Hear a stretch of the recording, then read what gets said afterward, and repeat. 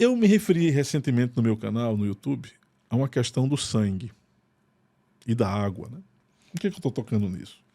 Porque o sangue humano é o sangue mais poderoso que atualmente existe no cosmos que a gente conhece. O sangue contém o quê? Água.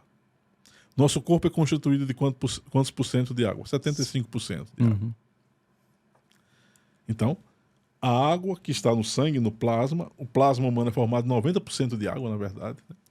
É no sangue, na vibração que o sangue, porque o sangue, para Rudolf Steiner e outros, era a encarnação do princípio espiritual. A visão dele. É a coisa mais material, mas ao mesmo tempo flexível entre algo sutil e algo denso. Todos os arcontes, Anunnakis estão atrás do sangue, tanto é humano, tanto é que os acordos feitos nos bastidores dos governos do mundo com entidades que são reptilianas, e existe um ser que eu já me referi também nos meus canais, que está no aeroporto de Denver. É um reptiliano de 3,15 metros de altura. O cara, ele oferece ao governo americano tecnologia e em troca ele recebe plasma humano. Caramba. Vocês assistiram um filme O Destino de Júpiter? Tem a indústria Abrasax, né? O nome Abrasax não é colocado de maneira fortuita, é um nome relacionado ao gnosticismo antigo. E Abrasax, na verdade, é um erro dos gnósticos, porque é um dos nomes da deidade suprema. Ou Abrasax, tanto faz, né? Nessa indústria Abrasax, o que eles fazem? Eles capturam, colhem o ser humano como baterias. Para ser a energia deles mesmos. O que acontece com a família do Imperador Balém, lá do filme? Se rejuvenescem e passam a ser imortais. Aí tem um conspiracionismo envolvendo o adrenocromo, né?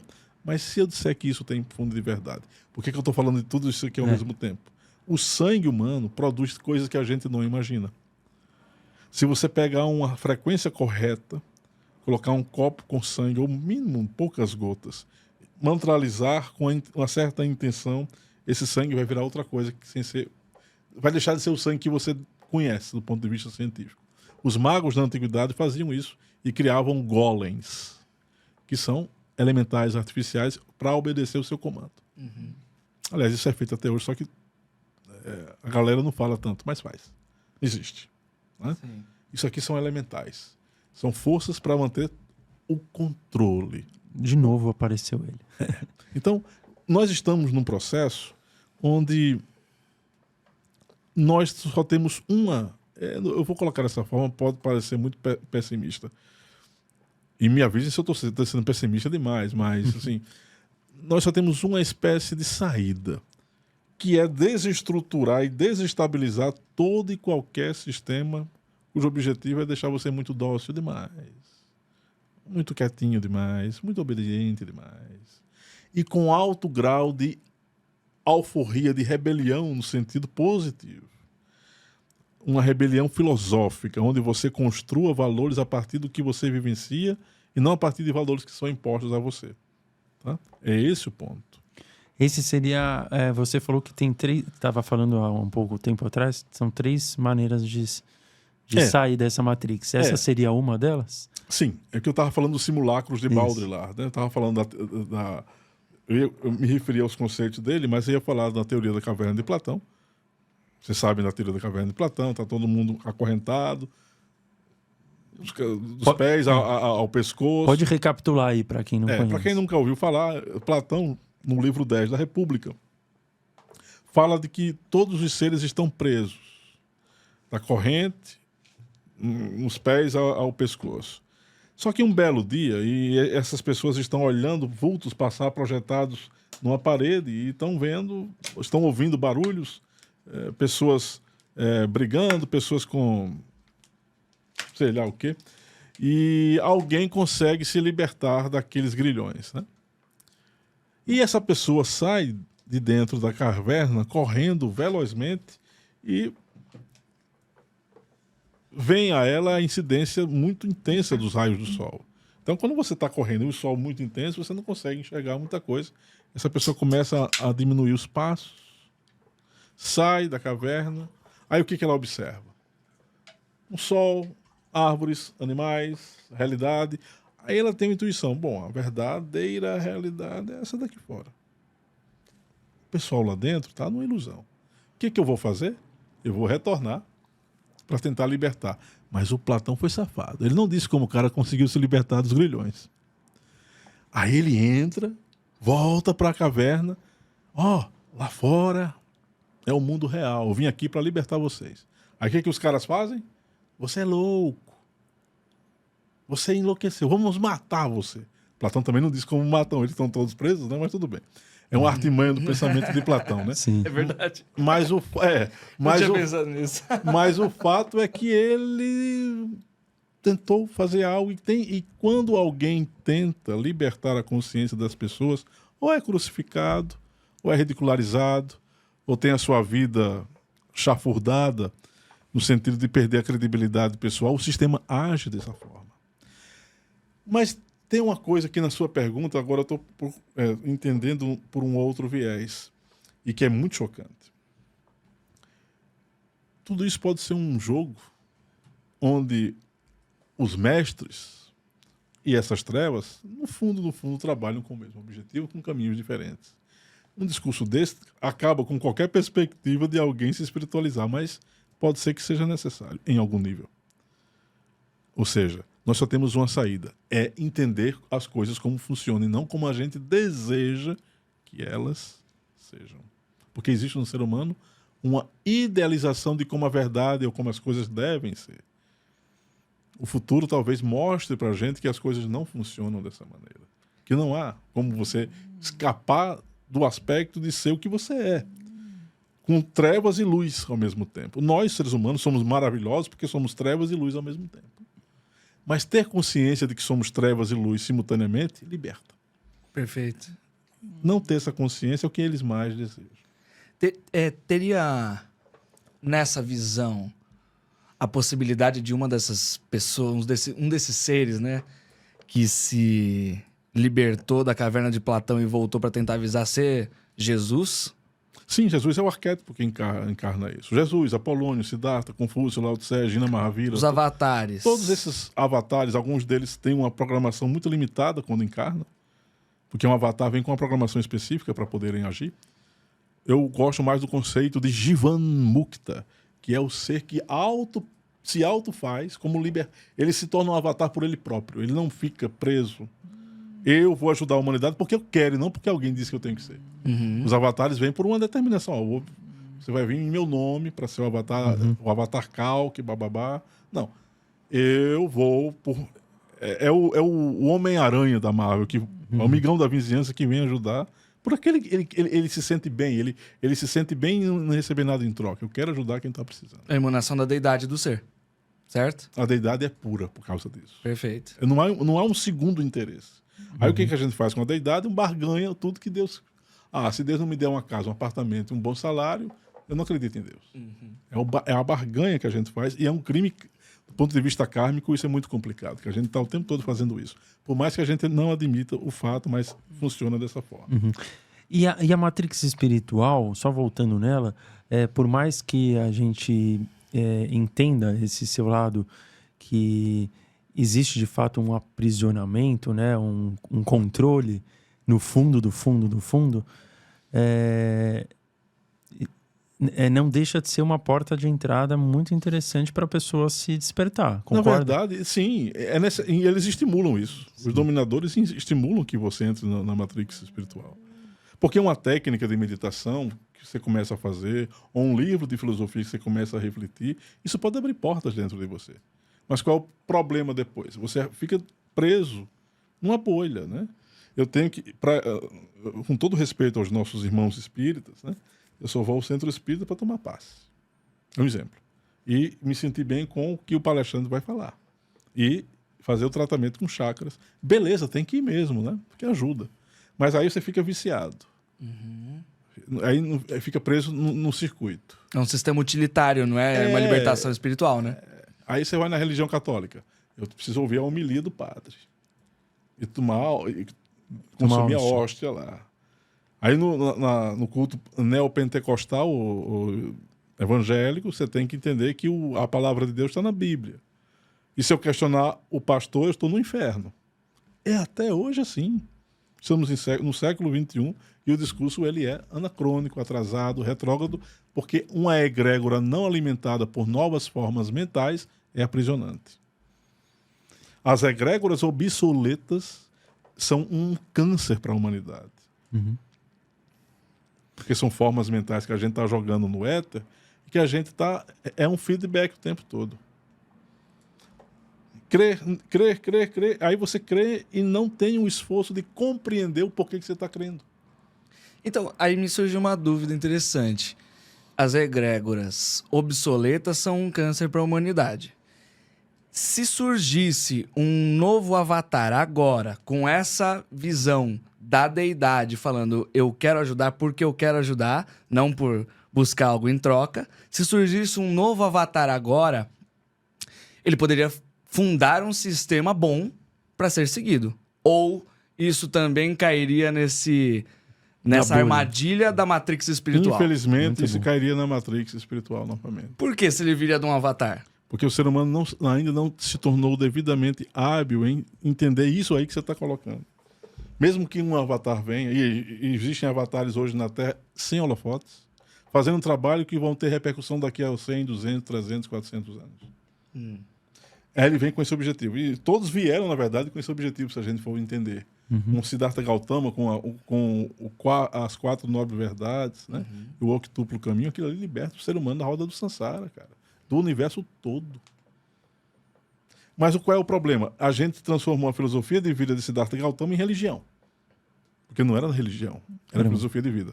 O cristianismo não começou como religião, começou como estudo de doutrinas filosóficas que antes os, digamos assim, primeiros estudiosos do que João Batista estudava com os essênios, né? Aquilo foi se transformando em filosofia, aí virou no século III, né? Na verdade no século IV, com Constantino, que é o imperador de Roma. E eu vou ser bem chato aos católicos irmãos, nossos irmãos agora, mas os católicos não têm uma religião, têm um império até hoje regendo, porque é o imperador, o Papa de Roma. Não é uma religião necessariamente, é uma religião fabricada, infelizmente. Então, esses avatares, Arthur, eles têm um problema, é por isso que eles têm muito receio de atuar diretamente com o ser humano, porque eles sabem que enquanto não houver maturidade psicológica,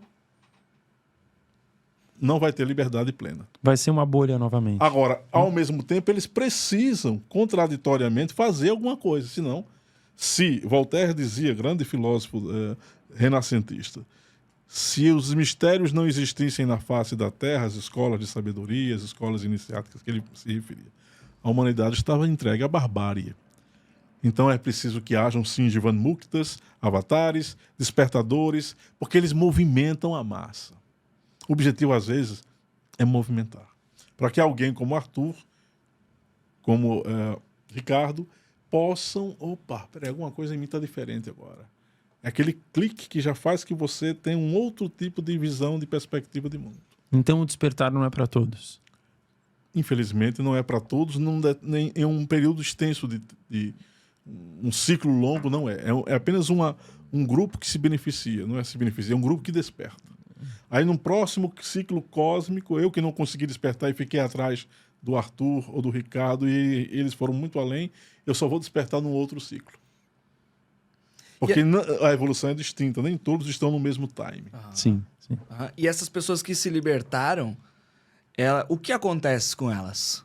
Com Aí quem despertou? Aí vai depender. Porque depois que você, de fato, se liberta, você não tem mais nada a reger sua consciência. Você pode querer criar mundos como Javé criou. Mundos? Realidades. Você pode apenas simplesmente voltar ao seio do Pai e Mãe amantíssimo e ficar com ele. Você pode literalmente fazer da sua estrada evolutiva agora o que você desejar. Agora, o grau de responsabilidade de quem realmente desperta, e o que é isso? É dominar, é ter o domínio pleno da sua soberania. É você criar uma soberania espiritual em torno dos seus 4 elementos. Do quaternário inferior, corpo físico, astral, mental, corpo mental superior, você domina a si próprio, aí você se torna um ser desperto, de verdade. É se o Arthur quiser agora me empurrar, e se eu tiver num frame de segundo uma reatividade de oposição a ele, claro, é uma atitude que não se deve fazer, mas se eu tiver, eu já não estou desperto, porque eu não estou controlando minhas emoções. Eu tenho que ficar meio que numa situação de uma boa frieza emocional. Ele me deu o empurrão, eu fiquei na minha. Eu não esbocei nenhuma reação, a não sei ficar olhando para ele. E ele vai ficar esperando reagir, eu não vou reagir. Aí eu quebro a energia dele só pelo fato de eu não fazer nada. Um desperto age dessa forma. Só que não tem como a gente saber, porque como a evolução é infinita, tem gente que já despertou aí que a gente não sabe mais o que ele se tornou. Javé preferiu criar realidades. E antes dele criar esse universo problema, segundo a revelação cósmica, ele já havia criado outros universos sem o grau de problema que esse criou, porque neste que ele criou com um alto grau de complexidade que ele não tinha capacidade de suportar. Mas então existe a possibilidade de nós, no nosso corpo físico, vivendo dentro da Matrix, nos libertarmos? Totalmente. Ou não é uma ilusão? Então? Não é uma ilusão. Ainda que seja um processo extremamente complicado, mas é a partir daqui que a gente consegue dar o primeiro salto. Mas continua encarnado. Não. Desencarna. Não é nem questão de desencarnar e de reencarnar. Você pode se tornar o que você quiser. Eu vou ter que falar de um assunto agora muito interessante. O imperador Ashoka, na Índia, em 327, o primeiro imperador da dinastia Maurya, ele criou, depois de um reinado de... O Ashoka, ele era um tirano ao mesmo tempo, mas eu não posso dizer tirano. Ele era um guerreiro implacável, ele gostava de ver sangue dos oponentes derramando. Né? Um belo dia, em Kalinga, que era uma região próxima, a região que fazia parte da Índia, ele, observando aqueles cadáveres ali, com sangue e tudo, ele tem um choque de realidade. Ele disse, nossa, por que eu estou fazendo isso? Uhum.